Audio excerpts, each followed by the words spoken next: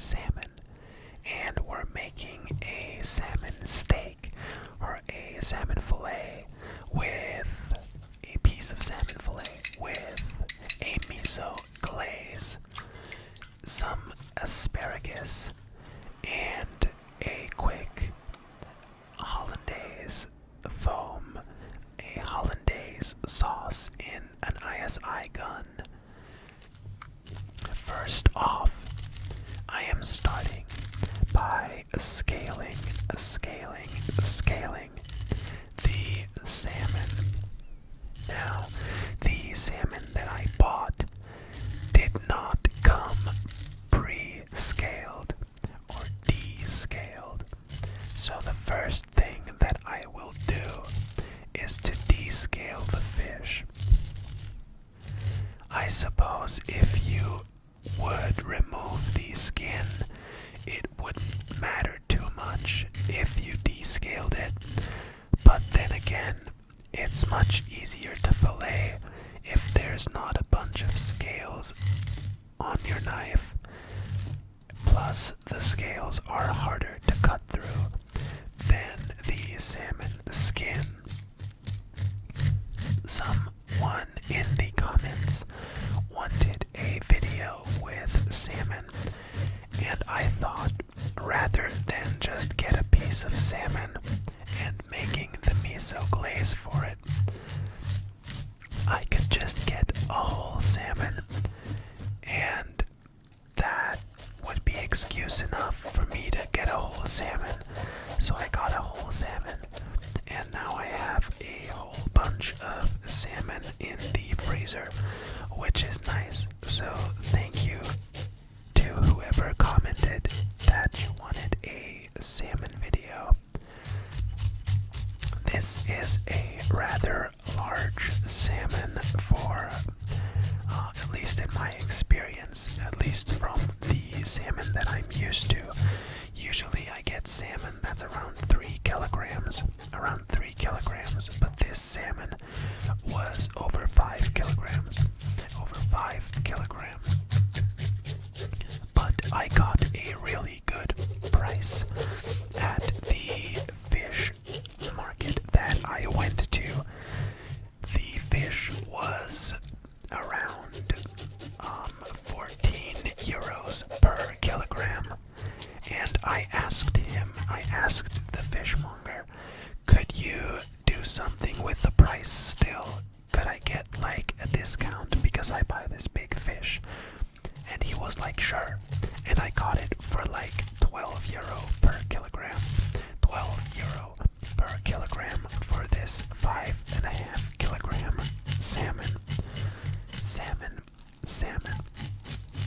Usually, when descaling a salmon, I would do it in the sink.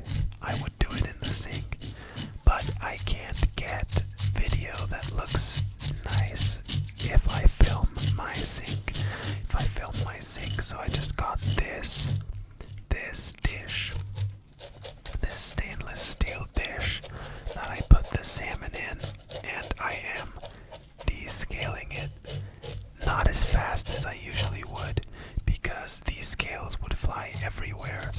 And to anyone who knows or has scaled fish before, you know that the fish scales are very annoying and sticky everywhere. You're gonna find fish scales for like the next couple of years, or the next couple of weeks at least. You're gonna find some fish scales somewhere that are stuck to something. So if you want to also attempt filleting a whole salmon, if you've never done it, be sure to ask your fish guy to scale the salmon for you, or just fillet it with the scales on.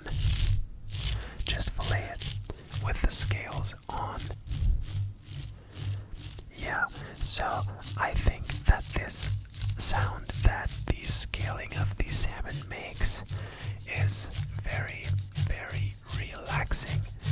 It's like this deep scraping sound.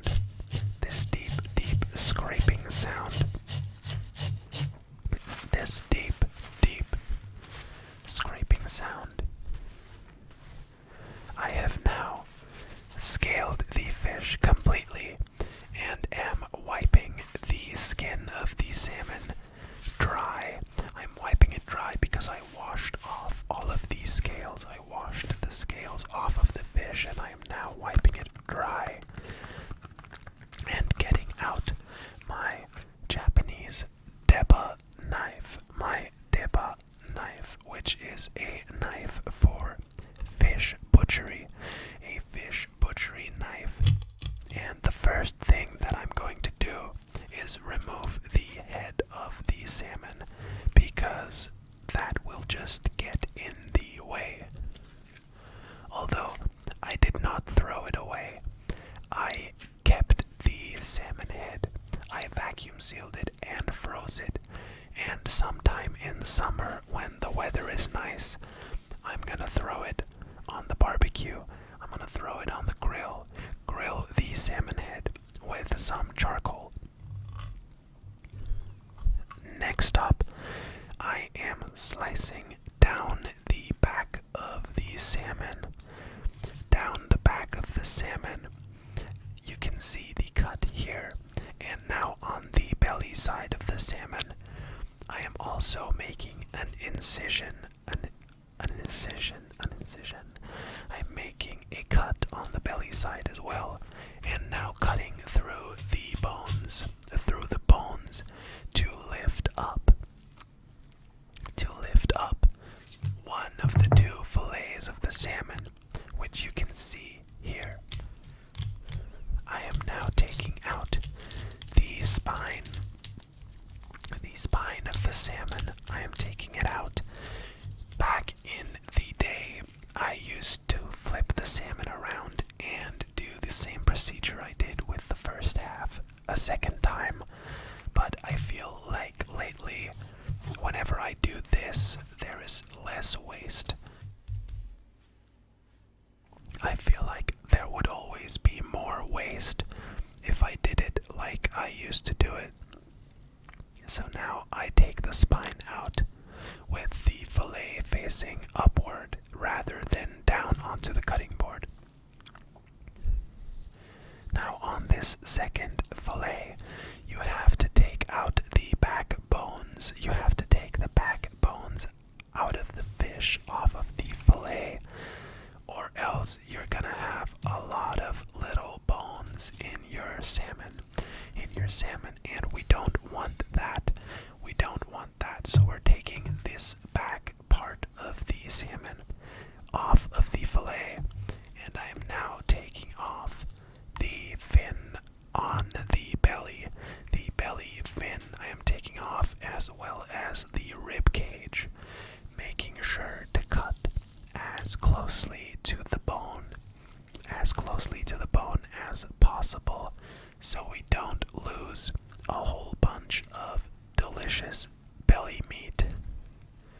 The salmon belly meat has a lot more fat when compared to the back. The back does not have as much fat as the belly does, which makes a lot of sense. I think that's the case with most animals. I am taking the belly piece off, and I am keeping that for sushi. I am going to have a little bit of this video be some sushi prep as well, because a couple of days after making the miso glazed piece of salmon, I am making some sushi, but not for a video, just for myself. I am making some sushi, so I'm going to prepare some of this salmon for sushi as well.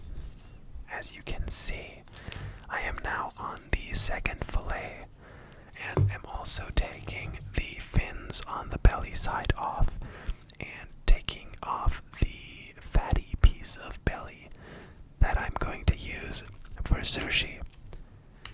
The next step in preparing this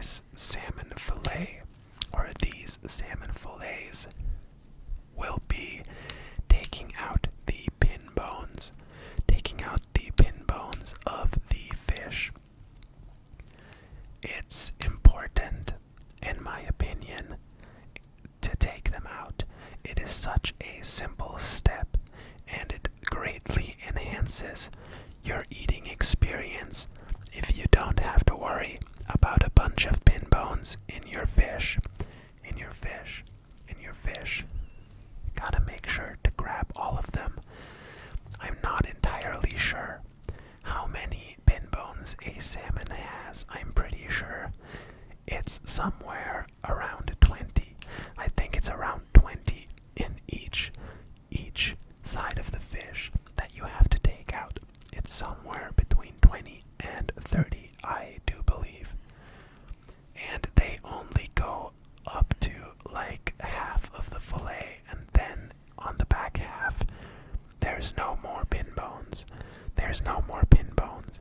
Basically, as soon as the belly stops and you can as soon as the belly stops, there's no more pin bones. I am slicing this first fillet into some tinier steaks than the second one. The second fillet will be bigger pieces of fish rather than smaller pieces of fish like this first fillet. This first fillet gets pieces that are probably, I would say, maybe around 200 grams each. Maybe around 200 grams each. They may be a bit more or less. I'm not entirely sure. And I'm stacking those on a plate. And I'm later going to vacuum seal and freeze them. Now, this large piece that I'm cutting off here is what we will be preparing for sushi later. And these 3 pieces, or 4 pieces I guess, are going to be some salmon steaks as well. I am now separating the back and the belly of the salmon and taking the skin off of the fish, leaving this middle part that I am taking out now, and I'm gonna cut in half. For some sushi rolls. Next up is this annoying piece of skin that got stuck to the salmon because I could not de-skin it properly.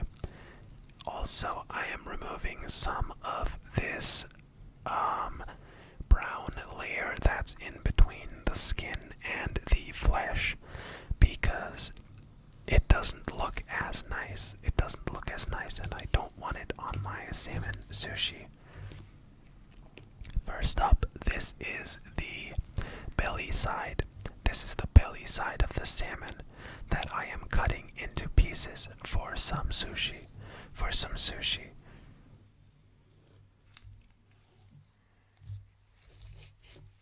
The more fat a fish has, the better I think it tastes when seared. So most of the time when I have these fatty pieces of salmon, especially the ones you can see laying on the side, the super fatty belly pieces, I do tend to sear them.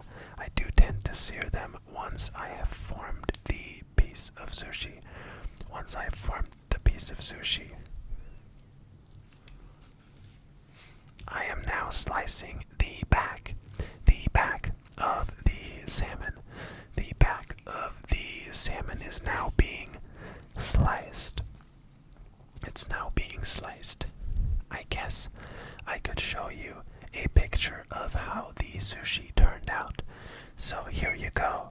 This is what the sushi turned out to be. I made some salmon nigiri.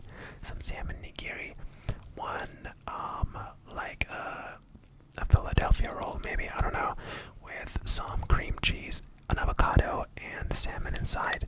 And then I also made some vegetarian rolls with avocado and cucumber for my girlfriend. Next up, I am taking the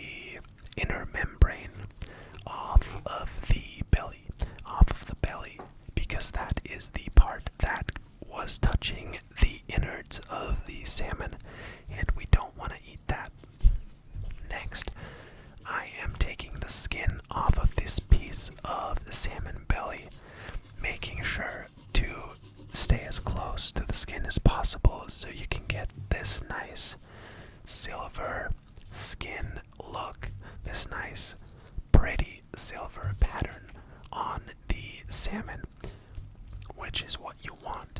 Which is what you want because it looks very, very delicious. When you can still see the silver skin that is between the actual skin and the flesh. That is what you can look for when looking for good sushi.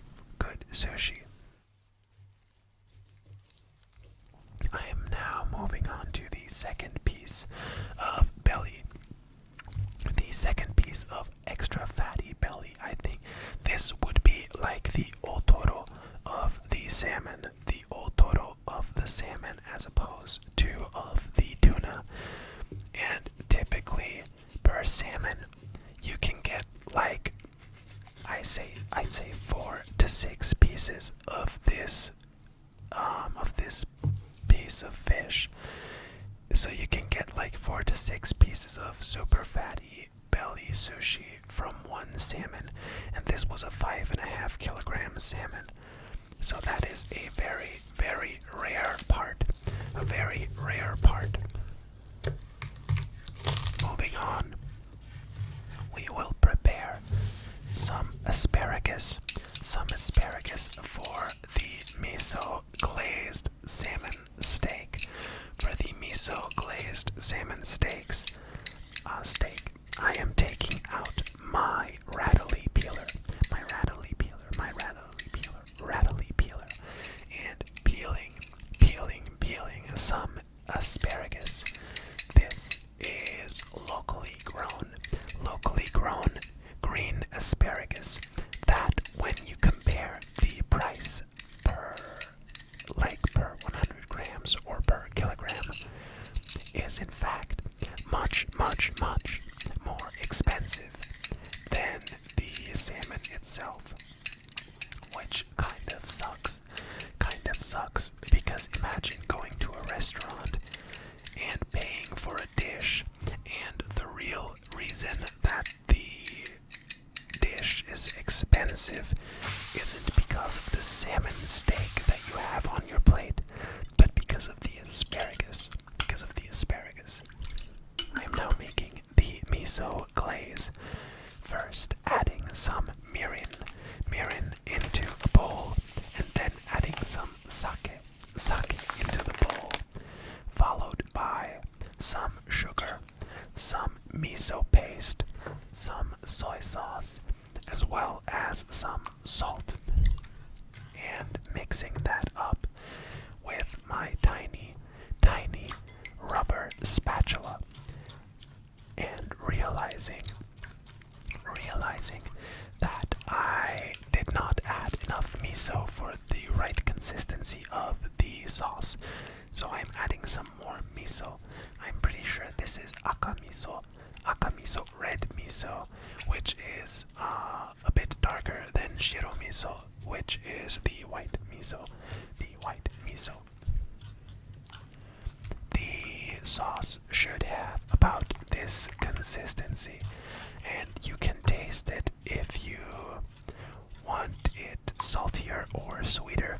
Then just add more sugar or salt to the sauce.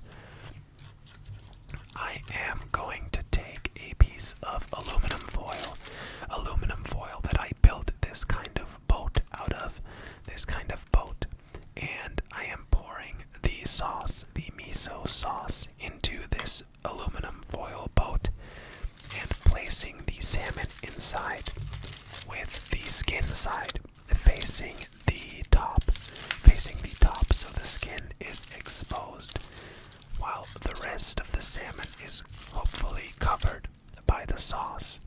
I am then salting the skin side of the salmon and placing it in the oven for like 10 to 15 minutes, and then broiling the skin. Next up, I'm melting some butter for my Hollandaise sauce, as well as boiling the asparagus. The butter is now combined with 1 whole egg and 1 egg yolk, some some lemon juice, some salt, and I think that's it, honestly. And we're putting that through a strainer into an ISI gun,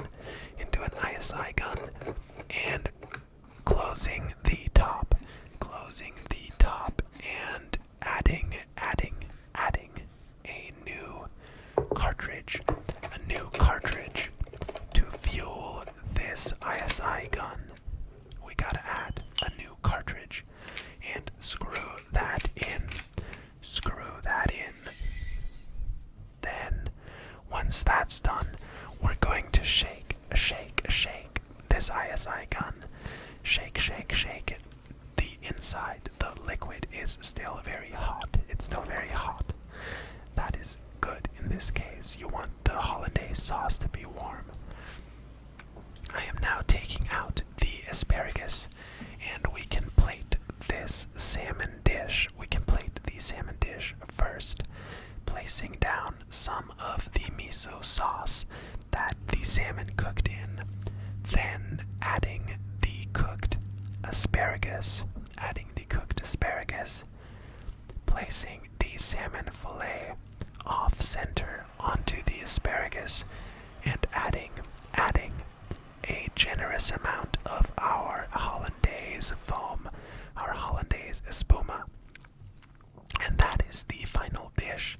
Here you can see it from the inside. That is how the salmon was cooked.